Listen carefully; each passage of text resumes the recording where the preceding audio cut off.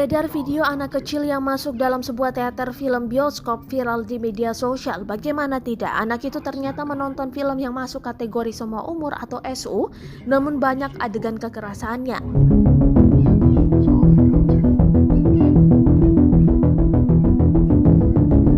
Akun Instagram @lambetura_official Jumat 24 Desember 2021 turut mengunggah postingan salah satu kiriman netizen ini. Dalam video, terlihat seorang anak kecil yang berdiri di dekat layar, sedang penonton lainnya tengah fokus menonton. Tak hanya itu, si anak kecil juga lari-larian dan berteriak. Hal itu diungkapkan salah seorang diduga penonton yang tak diketahui identitasnya juga memposting awal video tersebut.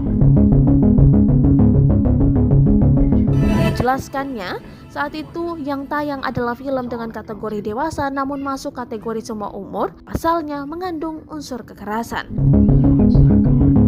Dianggap oleh perekam video bahwa tontonan itu tak layak dilihat anak kecil. Film dewasa yang PG rate-nya untuk semua umur banyak mengandung kekerasan yang seharusnya tidak dilihat oleh anak seumur ini. Dan hampir sepanjang film mereka lari-lari keliling studio sambil berteriak-teriak begini tulisnya.